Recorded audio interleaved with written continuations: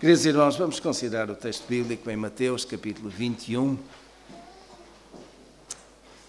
versículos 33 a 46. E a consideração deste texto leva-nos a focar os nossos olhos naquilo que é a celebração da Ceia do Senhor, que iremos fazer daqui a pouco.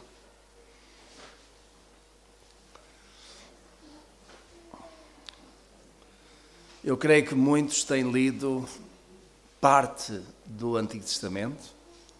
Não sei se alguém já leu o Antigo Testamento todo, desde o Gênesis a Malaquias, mas, tendo lido ou não, se os irmãos quiserem um bom resumo daquilo que é ou foi o Antigo Testamento, está neste capítulo, nestes versículos que nós vamos considerar, da forma de parábola, que é uma forma que Jesus usava muitas vezes para ensinar, comunicar uma verdade espiritual. Em Mateus capítulo 21, versículos 33 a 46. Ouvi ainda outra parábola. Havia um homem proprietário que plantou uma vinha, cercou-a com uma sebe, cavou nela um lagar, edificou uma torre e depois arrendou-a a uns lavradores e ausentou-se do país. E quando chegou o tempo dos frutos, enviou os seus servos aos lavradores para receber os seus frutos. E os lavradores, apoderando-se dos servos, espancaram um, mataram o outro e ao outro apedrejaram. Depois enviou ainda outros servos, em maior número do que os primeiros, e fizeram-lhes o mesmo. Por último, enviou-lhes seu filho, dizendo: a meu filho terão respeito. Mas os lavradores, vendo o filho, disseram entre si: este é o herdeiro. Vinde, matemo-lo e apoderemo-nos da sua herança. E agarrando, lançaram-no fora da vinha e o mataram. Quando depois vier o senhor da vinha, que fará àqueles lavradores? Responderam-lhe eles: fará perecer miseravelmente a esses maus e arrendará a vinha a outros lavradores, que a seu tempo lhe entregarão os frutos. Disse-lhes Jesus: nunca lestes na Escritura a pedra que os edificadores rejeitaram? Essa foi posta como pedra angular. Pelo Senhor foi feito isso, e é maravilhoso aos nossos olhos. Portanto, eu vos digo que vos será tirado o reino de Deus e será dado a um povo que dê os seus frutos. E quem cair sobre esta pedra será despedaçado, mas aquele sobre quem ela cair será reduzido a pó. Os principais sacerdotes e os fariseus, ouvindo essas parábolas, entenderam que era deles que Jesus falava e procuravam prendê-lo, mas temeram o povo, porquanto este o tinha por profeta. Uma parábola muito interessante acerca de um homem rico, de um proprietário, de alguém que tinha um vasto campo onde estava plantada uma vinha. E essa vinha estava em plena produção. No tempo devido, ela naturalmente iria dar muito fruto, e esse fruto tinha que ser colhido, e o resultado dessa colheita tinha que ser partilhada naturalmente com o dono, com o proprietário. É interessante notarmos no verso 33 que o proprietário tinha a vinha, arrendou-a e ausentou-se durante bastante tempo. Saiu fora do país. Meus irmãos, quando nós olhamos para aquilo que Deus fez e olhamos para aquilo que é de facto o plano de Deus subjacente a toda esta parábola, nós encontramos uma coisa extraordinária. Deus preparou este mundo. Fez todas as coisas maravilhosas. E no meio dos vários povos, Deus vai escolher um povo. E esse povo vai ser o seu povo eleito, o seu povo especial. Vai-lhe dar uma terra, Canaã, terra que, segundo a Escritura, manava leite e mel. Uma terra que estava preparada, que naturalmente iria ser cultivada, iria ser preparada, mas que daria os seus frutos. Mas, meus irmãos, quando Jesus ensinou esta parábola, ele não estava tanto a pensar num território, não estava tanto a pensar em coisas materiais, mas estava exatamente a pensar na sua relação com um povo todo especial. E esse povo foi aquele povo que ele escolheu de entre todos os povos a partir de Abrão. A esse povo da descendência de Abrão, Deus confiou-lhe uma terra, confiou-lhe uma relação muito própria. E quando Jesus diz que chegou a altura de vir receber os frutos, podemos dizer que era o tempo de prestação de contas. E todos nós, na nossa vida, naquilo que fazemos, temos que fazer prestação de contas. Quem trabalha chega com certeza a um tempo em que tem que mostrar a sua produtividade, aquilo que fez, dar a sua prestação de contas a quem é superior, a quem é patrão. Deus, podemos dizer, neste contexto parabólico, era o patrão, é o dono daquele povo. Contudo, é interessante, Deus não tratou em tempo algum o povo de Israel como sendo uma mercadoria, como sendo alguma coisa que ele tivesse comprado e que podia vender. Mas se tratou com todo o carinho, com todo o cuidado, com todo o esmero, mas a quem naturalmente veio pedir contas daquilo que lhe deu. E este povo de Israel, povo especial, teve privilégios únicos que mais nenhum outro povo teve. E eu vejo, meus irmãos, nestes frutos e neste tempo de prestação de contas, exatamente esta relação de um senhor com os seus súbditos, mas ao mesmo tempo uma relação que era muito próxima e que naturalmente chegava ao tempo da prestação de contas. É curioso que nesta parábola Jesus está a dizer que a estes lavradores, a estes que tinham a responsabilidade do campo, ele foi mandando alguns que vinham para colher, para buscar o fruto. E nós ficamos a pensar, que fruto é que Jesus teria em mente neste plano e nesta parábola? E eu creio, meus irmãos, que esse era o fruto espiritual. Era o fruto de uma comunhão com o Senhor. Era o fruto de uma partilha das coisas de Deus com as outras nações. Era o fruto esperado. Israel tinha uma posição de destaque em toda aquela região. Devia ser luz para as outras nações.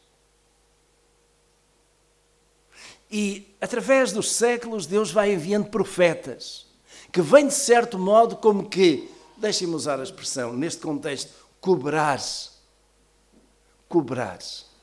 pedir contas desse testemunho que havia sido dado. Por outro lado, também, um dos privilégios daquela nação toda especial que era o povo judeu, era de viver uma vida que fosse completamente à margem da idolatria. Eu creio, meus irmãos, que estas duas grandes questões colocadas ao povo de Israel eram por si só tremendamente desafiantes. Uma nação que não poderia ter outros deuses, além do Deus único e verdadeiro.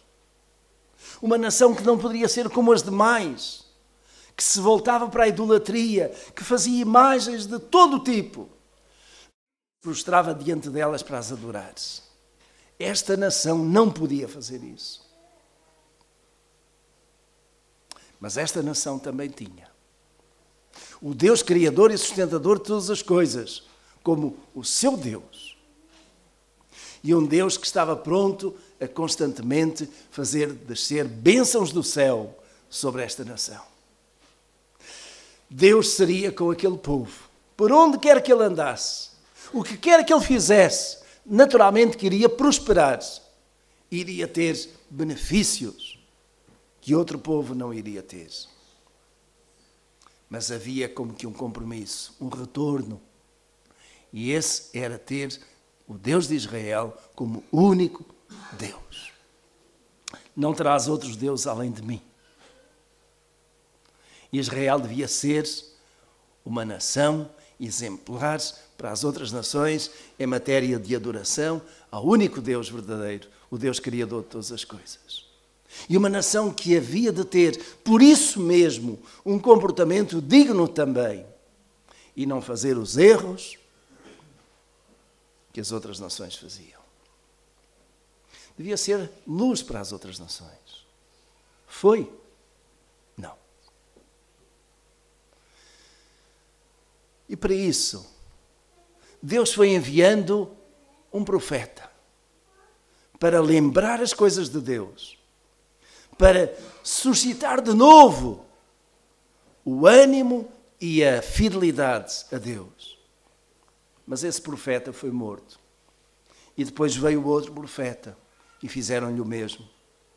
Outro profeta que veio e foi apedrejado. E uma sucessão de profetas ao longo de uma história de séculos que vieram da parte de Deus para conclamar o povo à adoração ao Deus único. Mas pelo meio, muitos daquela nação viraram as costas a Deus. Muitos daquela nação voltaram-se para a idolatria. Muitos daquela nação preferiram pegar-se num pedaço de pedra e esculpir, fazer um Deus, curvar-se diante dele. Muitos daquela nação preferiram, a dada altura, pegar num tronco de madeira, rachá-lo ao meio e dessa metade fazer um Deus. E a outra metade lançar ao fogo. No meio de toda esta incoerência, os profetas vêm mostrando ao povo a irracionalidade da sua idolatria.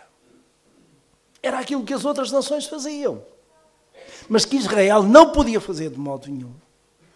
E não podia fazer de modo nenhum por dois grandes motivos. Primeiro, porque não existe outro Deus à face da terra. Segundo, porque o Deus único e verdadeiro já se lhes tinha manifestado de muitas formas e mostrado o seu poder, de tal modo que não podia haver a mais pequena dúvida acerca da unicidade de Deus e da fidelidade que aquele povo devia demonstrar para com Deus.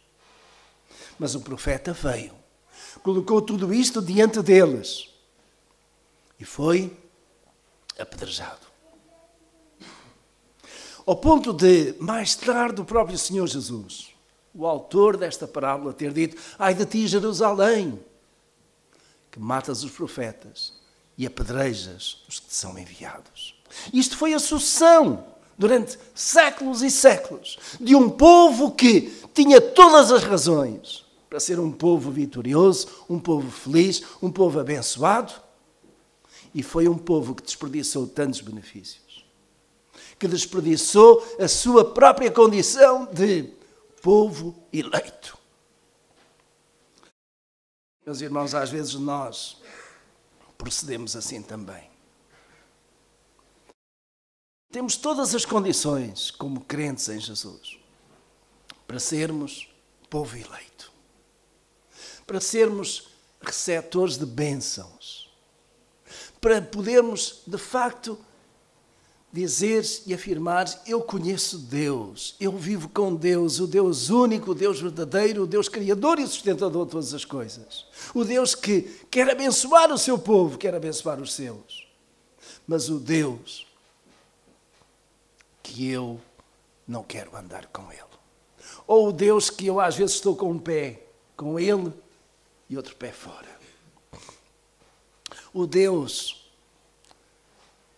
que eu creio, mas o Deus que me deixa muitas dúvidas. O Deus que eu amo, mas ao mesmo tempo o Deus que eu, às vezes, viro as costas. Como é que nós procedemos com o nosso Deus? Desperdiçamos privilégios, desperdiçamos bênçãos, desperdiçamos oportunidades de serviço. Agora, meus irmãos, notem que neste texto chegou aquele ponto em que Deus disse: chega de enviar profetas, vou enviar o meu próprio filho. A ele com certeza irão respeitar-se. Assim pensava nesta parábola que o Senhor Jesus ensinou aquele proprietário. E aquele proprietário enviou o seu filho, que se apresentou com todas as credenciais, de tal modo que não houvesse dúvidas que ele era filho do proprietário, do Senhor. E o que é que lhe fizeram? Pior ainda. Arrastaram-no, espancaram-no e acabaram por o matar. E é curioso, diz a Escritura, nesta parábola, que até o mataram fora da vinha. Meus irmãos, Jesus estava a falar nesta altura acerca de si mesmo. Ainda não tinha acontecido, mas estava prestes a acontecer. Obrigado, Isabel. Prestes a acontecer. Daqui a poucos dias, Jesus iria ser levado à cruz do Calvário. E pelo caminho, Jesus iria ser preso, trocado por 30 moedas de prata, entregue nas mãos daqueles que já há algum tempo estavam com uma fome tremenda, uma gana tremenda de deitar as mãos a Jesus. E porquê? Porque Jesus lhes apontava o dedo. Porque Jesus, tal como todos os profetas, mostrava o erro espiritual em que aquele povo, e particularmente os fariseus e os sumos sacerdotes, os principais líderes religiosos, estavam a incorrer. Jesus fez isso com toda a autoridade. Quiseram deitar-lhe a mão várias vezes, prendê-lo, não conseguiram. E é curioso que, no final deste texto, o evangelista Mateus deixa claro que naquela altura, depois de Jesus ter contado esta parábola, eles entenderam que era acerca deles mesmos que Jesus falava. E ainda mais a sua raiva contra Jesus. Aquilo que fizeram com Jesus naquela altura. Segundo alguns, foi crime, nunca devia ter acontecido. Foi injusto, nunca devia ter acontecido. Foi cruel demais, nunca devia ter acontecido. Mas nós dizemos, foi cruel, devia ter acontecido. Foi injusto, devia ter acontecido. Foi demais, devia ter acontecido. E porquê? Porque já estava profetizado que iria ser assim. Deus já sabia que iria ser assim. A vinda do seu filho a este mundo teve exatamente como missão reforçar e reafirmar tudo aquilo que os profetas vieram dizendo ao longo de anos. E que, ao longo de séculos, aquele povo eleito, aquele povo com todas as garantias, com todos os privilégios, foi rejeitando. Mas, ao mesmo tempo, também fazer aqui como que uma mudança. E essa mudança, meus irmãos, é tremenda para nós. Porque essa mudança fez com que aquele povo eleito, povo judeu, povo especial para o Senhor, com todos os privilégios, com todas as condições, perdesse esse estatuto. E o próprio Senhor Jesus, nesta parábola, está a dizer que retirai o direito de propriedade, de utilização, a esses lavradores e entregai a outros. Aliás, é curioso que na sua parábola Jesus perguntou: o que é que este senhor deve fazer? Quando ele vier por ele mesmo, o que é que ele deve fazer? E a resposta foi: deve tirar essa propriedade das mãos desses lavradores e entregar a outro. Vejam, meus irmãos, como às vezes nós temos um sentido de justiça certo. Nós sabemos aquilo que é certo e o que é errado. Contudo, quantas vezes nós preferimos fazer aquilo que é errado?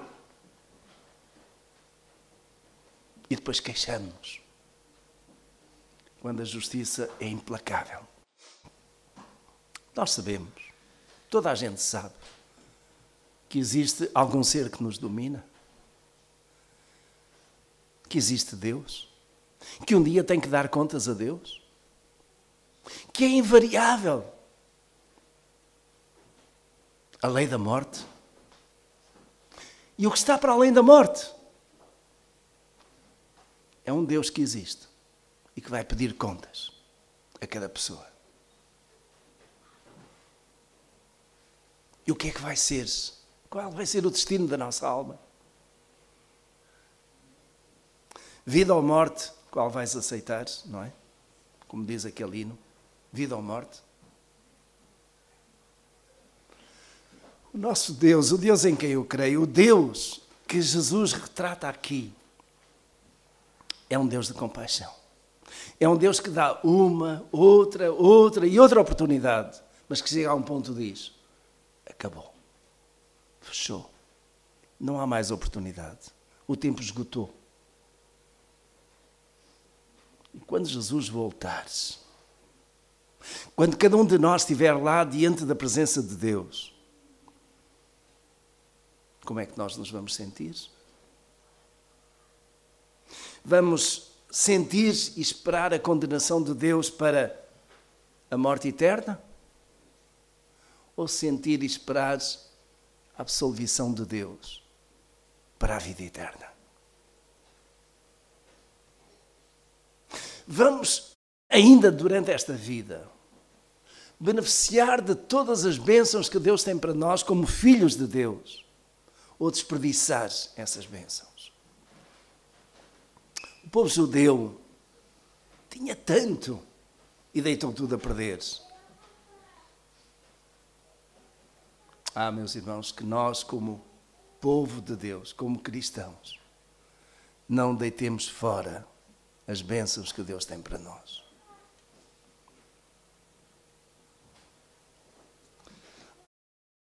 Diz aí a Escritura que aquela pedra que os edificadores rejeitaram é a pedra principal da esquina. E essa pedra, meus queridos irmãos, no contexto da Escritura, é Jesus. Ele é a pedra de toque, é a pedra angular.